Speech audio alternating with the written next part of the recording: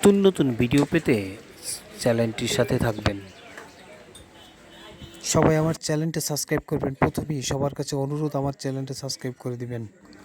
আসসালামু আলাইকুম সম্মানিত দর্শক, এখন আমরা দেখব যে শেজাতের নতুন করে স্মৃতি ফিরে আসায় এখন তার রোমান্টিক কিছু ফাতেমাকে নিয়ে সময় কাটানোর ইচ্ছা জেগেছে।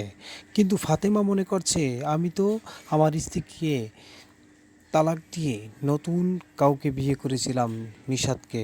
এখন তার সাথে সংসার করতে আমার দ্বিধা মনে হচ্ছে। এমন একটা টাইমে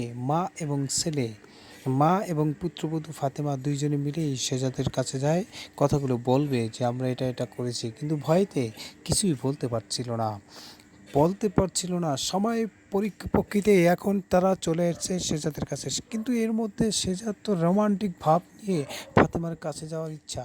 কিন্তু এই কথা বলতে বলতে না বলতেই তার মেয়েকে যে তিনি উদ্ধার করে নিয়ে এসেছেন, সেটা কিন্তু তারা এখন কথা বলছেন। হঠাৎ করে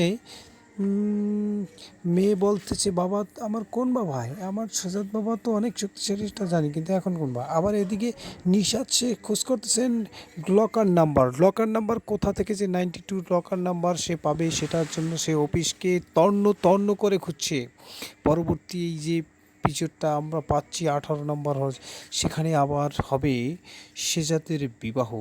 আমরা দেখতে চাই ফাতেমা এবং শেজাদা, এবং এদিকে এই যে দুবাই থেকে তার আঙ্কেল তাকে ফোন দিয়ে বারবার কথা বলেই যাচ্ছে। বন্ধুরা, সব কিছু দেখতে এখন সাবস্ক্রাইব